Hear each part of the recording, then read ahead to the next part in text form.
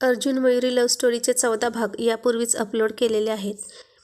ते वाचण्यासाठी कृपया आपल्या चॅनलला भेट द्यावी. अर्जुन आणि मयुरीला असं बेभान किस करताना पाहून ती मुलगी तिथून नाराज होऊन निघून गेली आणि मग थोड्या वेळानं दोघेही भानावर आले. मयुरीने पाहिलं तर ती तिथं नव्हती आणि मग तिनं अर्जुनच्या मिठीतून स्वतःला सोडवलं आणि पुन्हा टेबलाजवळ येऊन बसली. तोही तिच्याजवळ आला. हे कसलं सरप्राईज म्हणायचं, असं तो तिच्या डोळ्यात डोळे घालून म्हणाला आणि ती लाजली. ते काहीही असो, पण आज मी जाम खुश आहे मयू. आणि त्यानं तिच्या कानात हळूच आय लव्ह यू असं म्हटलं आणि तिनं लाजून नजर खाली झुकवून बसली होती. तिला आता कोणाकडेही पाहायचं नव्हतं, अगदी त्याच्याकडेही नाही, कारण तिची सगळी लज्जा आता तिच्या डोळ्यात उतरली होती. मुळात असं इतक्या माणसात आय लव्ह यू म्हणायला लाजणारी मयुरी तिने आज चक्क अर्जुनला मिठी मारून किस करत होती आणि तेही इतक्या गर्दीत, कारण तो तिच्या हक्काचा होता आणि त्यानंच तिला तो अधिकार दिला होता. आता ते आणखीन तिथे थांबू शकत नव्हती, कारण सगळ्यांच्या नजरा त्या दोघांकडेच रोखल्या होत्या.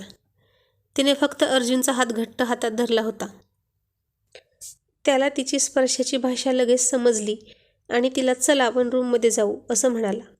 रूममध्ये येताच ती थोडी रिलॅक्स झाली, पण राहून राहून तिला तोच क्षण आठवत होता जेव्हा तिने सगळ्यांदेखत किस केलं होतं त्याला. मयू अगं किती लाजशील, इट्स ओके. असं काय पहिल्यांदाच केलं का आपण? मला लाज वाटते. आतापर्यंत असा चावटपणा फक्त तुम्हीच केलात आणि आज तू सुद्धा, असं म्हणून तो हसू लागला. आता सगळं होऊन गेलं, तेही सगळ्यांदेखत. आता काय लाजतेस? अहो, काय म्हणत असतील लोक मला, किती वात्रट आहे ही मुलगी, असंच म्हणत असतील, असं म्हणून त्यानं तिची चेष्टा केली. जा तिकडे, असं म्हणून तिने पुन्हा ओंजळीने चेहरा झाकून घेतला. त्यानं हसतच तिच्या चेहऱ्यावरून तिचे हात बाजूला केले, पण तिची त्याच्याकडे काही बघायची हिंमत होईना आणि सरळ तिने त्याला मिठी मारली आणि आय लव्ह यू म्हणाली. त्याने तिच्या भोवतीची मिठी आणखीनच घट्ट केली. सकाळी अर्जुनला लवकर जाग आली. ती त्याला बिलगून झोपली होती. त्याचा टी-शर्ट तिने घट्ट पकडला होता. त्याला लवकर फॅक्टरीवर जायचं होतं. तो तिला डिस्टर्ब न करता हळूच उठला. ती अजूनही झोपली होती. रात्रीचा पार्टीतला प्रसंग त्याला आठवत होता आणि त्याच्या चेहऱ्यावर हलकीशी स्माईल आली. वेडाबाई, असं तो मनात म्हणाला आणि बाथरूममध्ये गेला. तो बाहेर येईपर्यंत ती उठून बसली होती. काय मग राणीसाहेब, रात्रीची नशा उतरली की नाही अजून? आणि ती हसायला लागली. पण काल तुला काय झालं होतं गं? एरवी तर सारखी लाजत असतेस, मला चावट म्हणत असतेस. मग मयुरी म्हणाली, ती नव्हती का तुम्हाला डान्स करायला बोलवत? तिचा काय हक्क आहे हो तुमच्यावर, म्हणून ती तुमच्या शेजारी काय बसते, डान्स करायला काय बोलावते? आणि म्हणूनच मग तिला मी दाखवून दिलं की मी तुमची हक्काची बायको आहे. तिचा तुमच्यावर काहीही अधिकार नाही, समजलं? अरे बापरे, म्हणजे जल्लस, ईर्ष्या, असं काय? ईर्षेमध्ये इतकी ताकद असते हे मला आज कळलं बाबा. या ईर्षेने माझ्या रसगुल्ल्याचा अगदी कबाब बनवून टाकला होता काल, तोही एकदम मसालेदार. आणि तो हसायला लागला. दोघांचंही आवरून झालं. मयू, आता आज माझं काम होईलच, मग आपण उद्या शॉपिंग करूया आणि परवा आपल्या घरी जाऊया. खरंच? हो. घराचं नाव काढलं आणि तिला खूप आनंद झाला होता.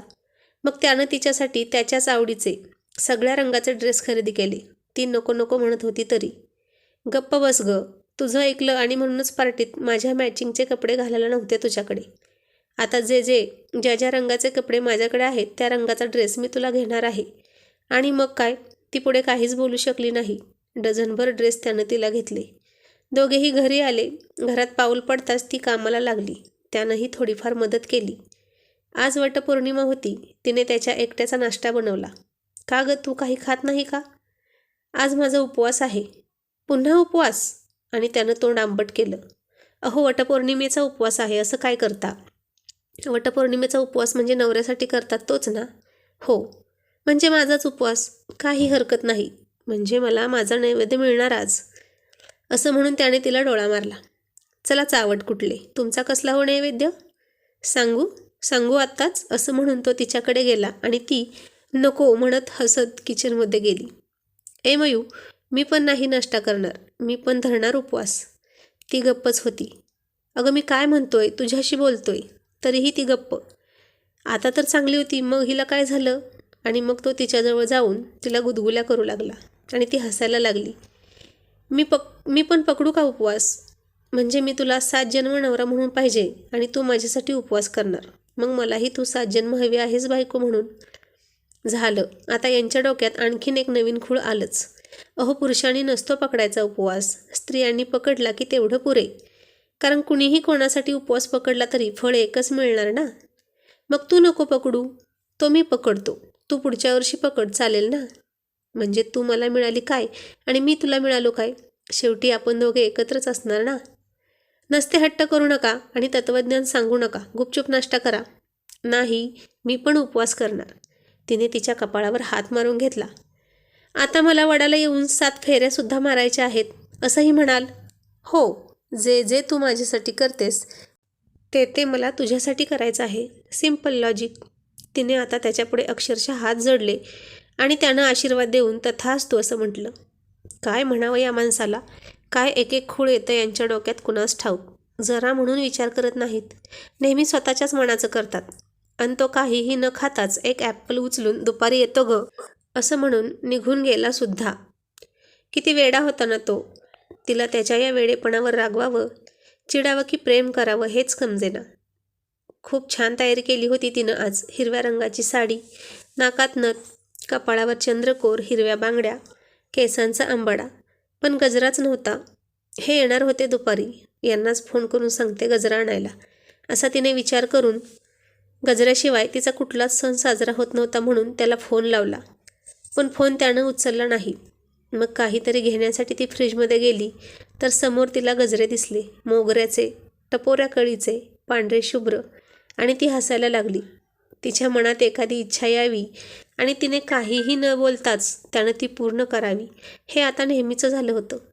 तिची नजर सारखी त्याची प्रतीक्षा करत होती की त्यानं तिला पाहावं. पण तो लवकर येईना. तिने फोन लावला तरीही फोन उचलेना. बहुतेक आज त्याला खूप काम असेल. असं नटलं सजलं की पहिलं त्यानं पाहावं असंच तिला वाटायचं. कारण सगळा साज शृंगार त्याच्यासाठीच होता आणि त्याच्यामुळेच होता. संध्याकाळी आल्यावर तरी पाहतीलच की ते असं मनाशी म्हणाली. तिने तिचे काही फोटो काढले आणि त्याला पाठवले आणि त्याखाली हार्ट आणि ओठांचं चिन्ह पाठवलं. सगळ्या बायका तिला हाक मारत होत्या. अगं मयुरी, आवर की, किती वेळ लावतेस? आज अर्जुन पण नाही घरात, मग काय इतका वेळ लागतोय? आणि सगळ्याजणी हसत होत्या. सगळ्यांना माहीत होतं की अर्जुन घरात असला तर मयुरीची काही सुटका नसते लवकर. ती लाजत होती. आले काकू असं म्हणून ती पूजेचं ताट घेऊन बाहेर आली. अगं किती सुंदर दिसतेस, अगदी नक्षत्रासारखी. सगळ्याजणी आता वडाजवळ पोहोचल्या. तो आला नाही हे एक वेळ बरंच वाटत होतं तिला. कारण साहेबांनी आज उपवास धरला आहे आणि इथे आले तर कदाचित वडाला 7 फेऱ्या मारायलाही काही कमी करायचं नाहीत. स्वारींचा काही नेम नाही. प्रत्येक गोष्ट एकदम हटके करायची सवयच नव्हे, छंदच आहे त्यांना. आणि मनमानी करण्यात तर एकदम माहीर आहेत. आणि अचानक अर्जुन पूजेच्या ठिकाणी हजर. त्यानं तिचे फोटो पाहिले होते आणि ती पूजा करताना तिला पाहायचं होतं त्याला असं अचानक पाहून ती थोडीशी गोंधळली. सगळ्या बायका आणि तो एकटा पुरुष. ती त्याच्याजवळ जात होती आणि हजारो गुलाबाच्या पाकळ्या अंगावर उधळल्यासारखं त्याला मुलायम मुलायम वाटत होतं. तो फक्त टक लावून तिच्याकडेच बघत होता. तिच्या डोळ्यात लज्जा तर दिसत होतीच, पण चोरट्या नजरेने ती त्याला इथं कशाला आलात असंही डोळे मोठे करून दटावत होती. बराच वेळ त्यांची नजरानजर झाली आणि मग एक बाई म्हणाली, का रे अर्जुन, करमत नाही वाटतं बायकोशिवाय? अरे थोड्या वेळाने घरीच येणार होती की ती, पण तेवढाही धीर धरवत नाही तुला? आता मयुरीचे गोरे गाल अजून लालबुंद झाले होते आणि अर्जुनचे सुद्धा. तो दाताने खालचा ओठ चावत गालातल्या गालात हसू दाबण्याचा प्रयत्न करत होता आणि मयुरीची मस्करी करण्याची संधी त्याला मिळाली होती. मग तो ती कशी सोडणार? आणि तो म्हणाला, काकू मला तर माहीतही नव्हतं की आज वटपौर्णिमा आहे म्हणून. पण हे बघा, हिने हे फोटो टाकले आणि मला सोबत हार्टसुद्धा, म्हणून मी इथे आलो. आता तुम्हीच सांगा माझं काय चुकलं? आणि तिने पाठवलेले सर्व फोटो आणि ती सगळी चिन्ह त्यानं सर्वांना दाखवली आणि सगळ्याजणी हे पाहून, काय गं मयुरी, अगं किती हे प्रेम, अगदी ओसंडून वाहणारं हां, असं म्हणून खो खो हसत होत्या. मयुरी खूप लाजत होती. तिला आता कुठेच पळायला जागा नव्हती आणि तिने सरळ त्याच्या मिठीत जाऊन त्याच्या पोटातच तोंड लपवलं. आणि मग काय, सगळ्याजणी तिलाच पिडायला लागल्या. चेहऱ्यावर विलोभनीय हास्य असणारा तो आणि त्याच्या मिठीत तोंड लपवलेली सुंदर नाजूक लाजरी ती, अगदी दृष्ट लागावी असं दृश्य होतं ते. आम्हाला वाटलं की अर्जुन फक्तच आवडपणा करतो, पण इथे तर ही सुद्धा, उंदराला मांजर साक्ष म्हणतात ते असंच. आता अर्जुनसुद्धा सगळ्यांसोबत हसत होता.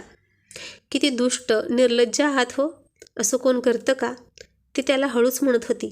आणि तो मोठ्याने म्हणाला, काकू बघा, ही मला आय लव. आणि तिने त्याचं चक्क तोंड दाबलं. अहो, जिभेला काही हाडबीड तुमच्या, आणखी किती फाजीलपणा करणार आहात, मला हवा तेवढा, असं म्हणून त्यानं तिला डोळा मारला आणि तिच्या त्या हाताचा किस घेतला. गप्प बसाना, जा बरं इथून. जाणार तर नाहीच, हां, पण एका अटीवर मात्र गप्प बसेल. आता काय, तिने डोळे मोठे करून विचारलं.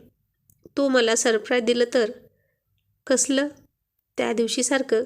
आणि ती लाजून हसायला लागली. असले विषय तुम्हाला घरी सुचत नाहीत का, इथेच बोलायला हवेत का? घरी कुठे तू बोलू देतेस? आता तावडीत सापडले आहेस तर घेतो की कबूल करून. आणि ती नुसती गालातल्या गालात गोड गोड हसत होती. अर्जुन, सोड आता बायकोला, करू दे पूजा. का तूही करणार आहेस तिच्यासोबत पूजा? उपवास तर केला नाही ना आज तू? तुझा काही नेम नाही बाबा. आणि तो म्हणाला, छे छे, उपवास नाही धरला, पण सकाळपासून काही खाल्लं नाही. कामाच्या गडबडीत वेळच नाही मिळाला. आता डायरेक्ट संध्याकाळीच हिचा उपवास सोडेन आणि मीही जेवेन पोटभर, असं तिच्यावर नजर रोखून पाहत म्हणाला. तिला त्याचा अर्थ कळून ती गोरीमुरी झाली होती. त्याचा सावटपणा संपता संपेना. मग सगळ्या बायका पूजा करू लागल्या. ती त्याच्यासाठी पूजा करत होती. हाताची घडी घालून तो तिला पूजा करताना डोळे भरून पाहत होता. तिच्याबरोबर त्याचीही तिच्यासाठी त्याच्याच मनात पूजा चालली होती. मयुरीचा कडकडीत उपवास होता आणि तिला थोडं गरगरलं.